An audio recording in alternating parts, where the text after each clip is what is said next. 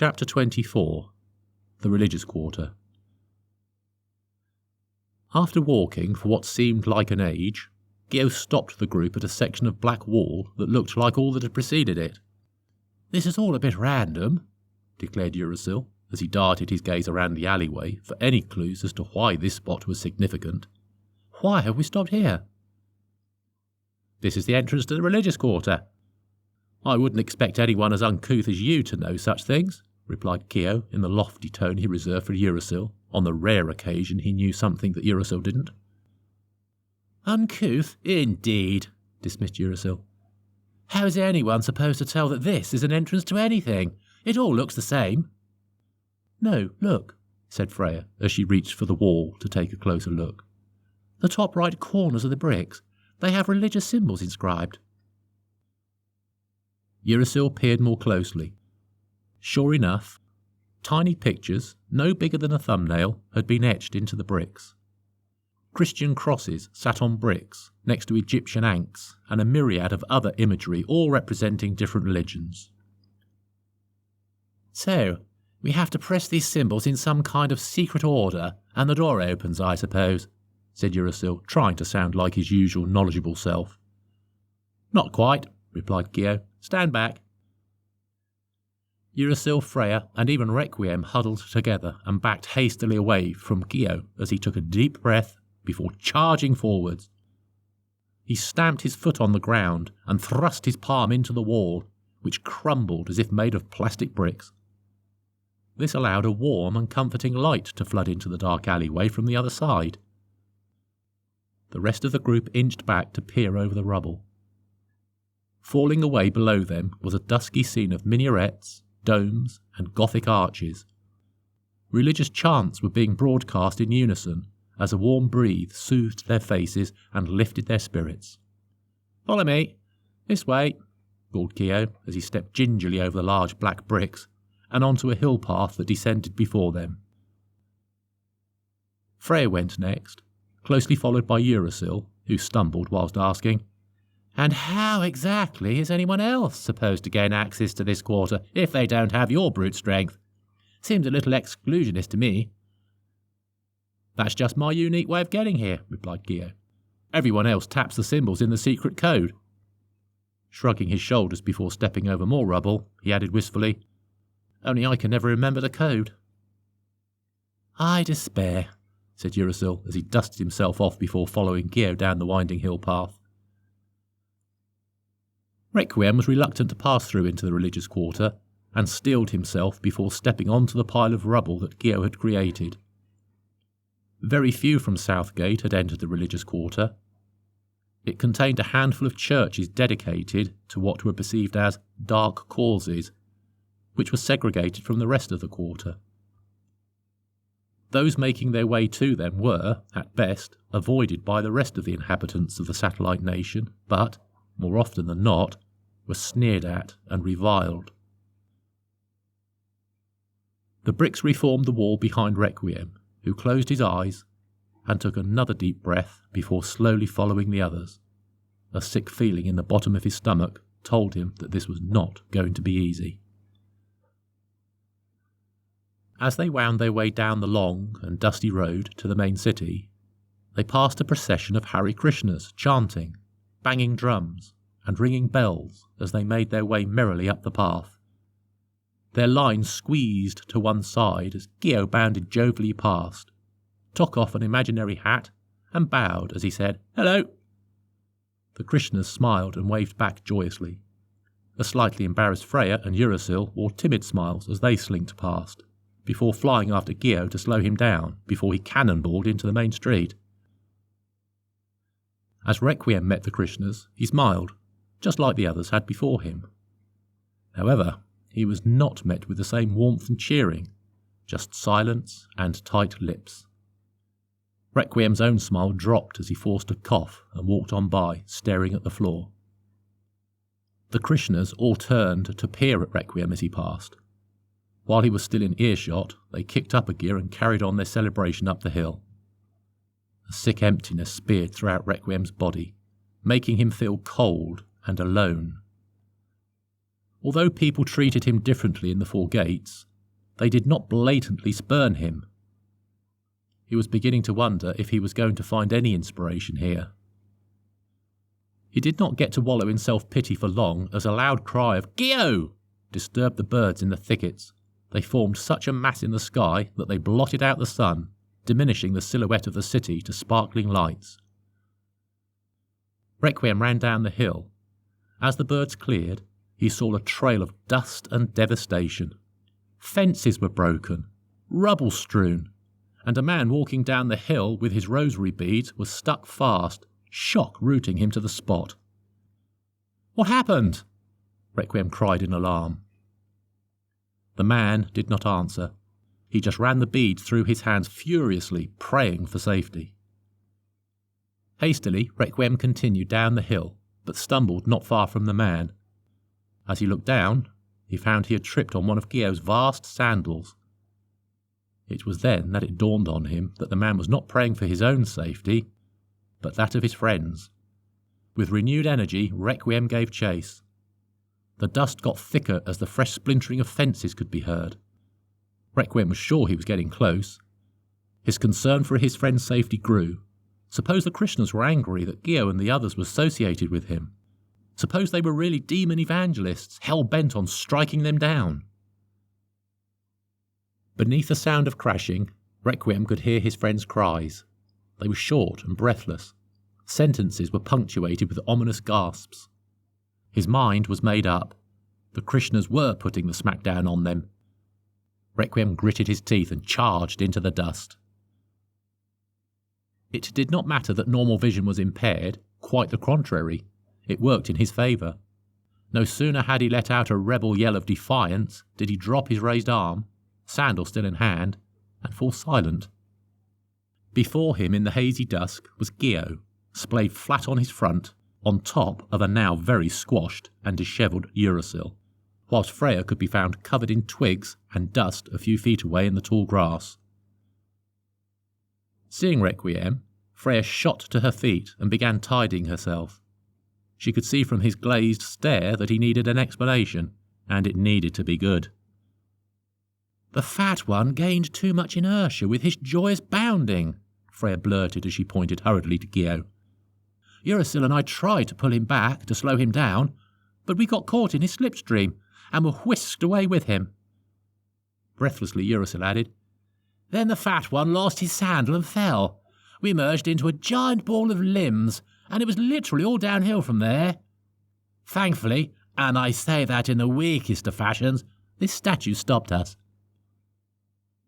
"What statue?" asked Requiem wearily as he gestured down to them. Gio rose to his feet, pulling Uracil up as he did so. Underneath him sat a small pile of rubble. "Ah," said Gio. "Now where did that statue go?" Freya followed Requiem's gaze. "I see it." "Oh, great. Do you think you could give us a hand standing it up?" asked Gio cheerfully. "It's a little late for that, I think," said Freya, her concern now quite clear. Requiem had been gazing at large gaps in the grass leading away from the rubble in a line that seemed to meet the sky. Every punctuation in the grass contained a portion of the statue known as Religious United, the symbol of peace and unity in the religious quarter and a gatekeeper to the main city. "I wish the Krishnas had gone wild and attacked you for being with me. It would have been easier to deal with than this if anyone finds out," said Requiem with uncharacteristic concern. Realising the enormity of the situation, both Gio and Uracil hot-footed it into the thicket and started to gather shards of statue. "I've got a head, I think," cried Uracil as he looked at his piece. "I've got a set of arms," called Gio, looking very bemused. Turning to Freya and waving the arms he had found, he urged her to join the hunt. "Freya, help! Pick up something before they are replaced by our own limbs." With an audible tut, Freya walked over to a hole and picked up more arms. Kneeling in the grass, Uracil held his next piece aloft. "Another head? Well, side of a head." Popping out of the grass, Gio declared his next piece. "Torso. I have a really well-defined torso." He stopped to admire the piece. "Wow, I'm quite jealous." Requiem did not rush in to help. Instead, he looked back up the hill. The man he passed had recovered from the shock and was making his way towards them. The euphoric band of Krishnas could be heard making their way back down the hill. To his left, Requiem noticed that monks, clerics, and all manner of religious sects were making their way up the hill to find out what all the commotion was about. The shockwave from the crashing statue must have been felt for miles. Requiem looked back to see his friends disappearing out of sight as they dipped into the tall, thick grass, only to reappear with another chunk of stone. However, they were far from having all the pieces, let alone able to assemble them before the crowds gathered. Requiem closed his eyes and held out an arm towards the grass. Lifting the stones from the ground and from his friends' embraces, he soon had countless pieces floating in front of him. For lesser mortals, it would have been impossible to work out how to reassemble the statue quickly. There were numerous limbs, torso sections, and symbols, making a jigsaw puzzle that had as many wrong answers as it had right ones. Requiem concentrated hard on the edges of the pieces. Where each had broken was a unique signature that was only shared by the side of the piece it had broken away from. Requiem turned and clenched his fist, manipulating the pieces so that the signatures met. With one final thrust of his fist, the massive statue, this one a hybrid of Jesus and Kali, reformed and stood proud. The statue represented Jesus on the right, with a gentle palm, showing the way to the main city. The left side of the statue represented Kali, his head protruding from the back of Jesus's, with Kali's 3 arms holding swords in varying directions. A carved toga covered most of the statue's body, so that, apart from the torso Gio had been admiring, only the sandaled foot of Jesus and the bangle-clad leg of Kali could be seen. These religion-united statues were dotted all around the religious quarter, all hybrids of important religious figures and symbols. Not only were they a means of showing the unification of ideals, but they were also the guardians of the satellite nation and could come to life to repel intruders. Requiem was positive that he didn't want this to happen, and hoped that his kind act of rebuilding the statue would afford him some favour. Urasil walked out of the thicket, slapping the dust from his hands, and looked at the statue. "Not a moment too soon. Good work." It was then that the crowd descended upon them. Gio and Freya joined Urasil, who was standing with Requiem. "What's all this commotion?" demanded a man at the head of the crowd. Gio looked sheepish as he, Urasil and Freya all stammered for an excuse. Seeing that this wasn't helping their case, Requiem walked towards the crowd. "My friend here lost his sandal in his eagerness to show us the delights of the religious quarter. It caused him to slip and fall down the hill." Requiem finished his polite reply by throwing Gio his sandal. "You'll find no delights here, Southgater. Why don't you just leave?" shouted a voice from inside the crowd. "What good can come of one of you being here?" came another cry. Jeers and yells echoed throughout the crowd, all at least unified in their utter dislike of those from Southgate. "Huh! And I thought people of religion were supposed to be enlightened," pondered Requiem, disappointed by their prejudice. Requiem turned to the splintered fence and sent a cascading wave of fixing up the trail. "You see, I mean no harm," he said as he turned back to look at the crowd. "Repairing what damage you made does not impress us. Just take the Bearing Road to Despair, and quickly. You do not belong here," said the man at the head of the crowd forcefully. On that note, the crowd turned and disbanded, muttering curses as they went. Gio put his hand on Requiem's shoulder. "Thanks for trying to explain all that. I'm sorry they aren't their usual warm selves towards you. These people are famous for their warmth and hospitality. I don't know why, but they do have a deep-rooted grudge against anyone from Southgate. You never know. With a bit of inspiration, we may find out why and put it right." Requiem, what's all this about despair?" asked Freya hesitantly. Requiem's heart sank. he knew all about despair in all its guises, and had no wish to share it with his friends. However, now that he had finally crossed into the religious quarter, he could not escape it. Requiem did not turn to his friends to reply. Instead, he stared uneasily into space. Despair was a very powerful demon who never entered the marble courtyard or the other gates. He was hotly tipped as the one to replace Akuma should he ever leave. One day, Despair was called to the ivory tower. Those that knew he had gone felt for sure that something had happened to Akuma and that he was going to be proclaimed our new leader. A sudden cold wind sent shivers down even Gio's steadfast spine as Requiem gazed across the silhouetted skyline to a sharply peaked area detached from the main city. Despair never came back to Southgate. No one is sure what happened, but Akuma was still very much in control, and Despair was sent to the religious quarter, and here he has remained ever since. What happened, and what became of him, was not common knowledge. Through word of mouth, rumours spread that Despair sat on his throne in the Cathedral of Damnation. Those close to him left Southgate and joined him in the cathedral. There has been a modest but steady pilgrimage ever since. All that journey there never return. "Well," said Urisil in a righteous tone, "that doesn't explain why there should be such a dislike of Southgaters. I mean, do they cause any problems here, Gia?" Gia was also looking at the jagged silhouette of the black religious sector. Not in a physical way. They behave much like they do in the Four Gates. Pretty much keep themselves to themselves, locked up in their fortification." "So why the angst?" pressed Freya. "Well, Gia was reluctant to speak. Requiem filled in the blanks for him. Because Despair looks a great deal like the stereotypical devil. He stands as tall as a house. The top half of his body is muscular and covered in a deep red, almost leathery skin. His bottom half is slightly different to common legend, as it is made of cracked stone, with veins of flowing lava ending in fiery hooves. He has large black wings with red fingers running through them that cover him like a cloak. He has hundreds of brilliantly white, sharp teeth. His pointed eyes are yellow, with snake-like slits, and two large, shiny black horns curve out of his head, taking up about a third of his face.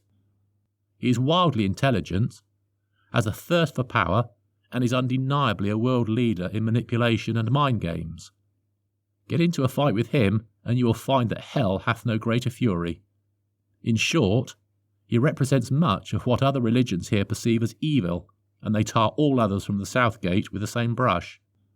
"Ah," said Urisil, not quite expecting that. One thing he was sure of, though, was that he had no desire to meet such a creature. "I think we can discount the idea of looking for inspiration there, then." Requiem gently shook his head. "Sadly, my friend, I think you're wrong." "What?" exclaimed Freya, exasperated. "You can't seriously be hoping to find inspiration in a place called the Cathedral of Damnation from a character called Despair, can you?" "Whatever his name and circumstance, he is still from the South Gate. I've yet to meet one of my brethren who would not help another when outside of the gate." Gia rubbed his jaw and sighed. "OK, let's at least get there before dark, shall we? There are no lights on the Bearing Road, and rumours are rife of howling wolves there, lots of them, all hungry." Slightly unnerved, Urisil asked, "How long do you think it will take to get to Damnation?" Gio smiled as he turned to Urisil. "Some of us are already there, but for you, I reckon it will take an hour." "How long until sunset, do we think?" asked Freya. "About an hour."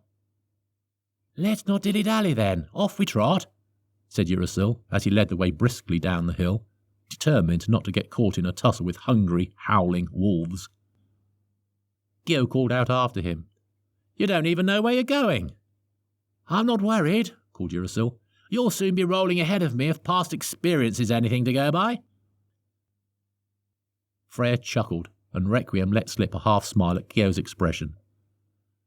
Slapping Gio on the side of the arm, Freya said cheerily, "Come on, fat one. Last one to the bottom of the hill is, well, fat. No sooner had she finished her sentence than Freya began sprinting down the hill, shouting out to Eurysil to go faster or be fat. Requiem, still wearing a smile, looked back at the statue to find it had moved. Kali's swords were sheathed, and all 4 of the statue's arms were in prayer, heads bent forwards towards its hands. Moving its eyes to look up at Requiem, the statue smiled, as if to say, "Well done." "Thank you," he said to the statue. He turned to look at the spires of the Black Religions one last time. Then, hands on his hips, he looked down the hill and muttered, "I'm not going to be called fat, that's for sure." Requiem noticed that the thick grass was uninterrupted all the way down to the city wall. Pulling off part of the fence, he converted it into a smooth, round, metal disc, threw it towards the grass, and jumped on it in mid-air. As soon as the disc hit the grass, it was like soap on an ice rink, and Requiem sped down the hill.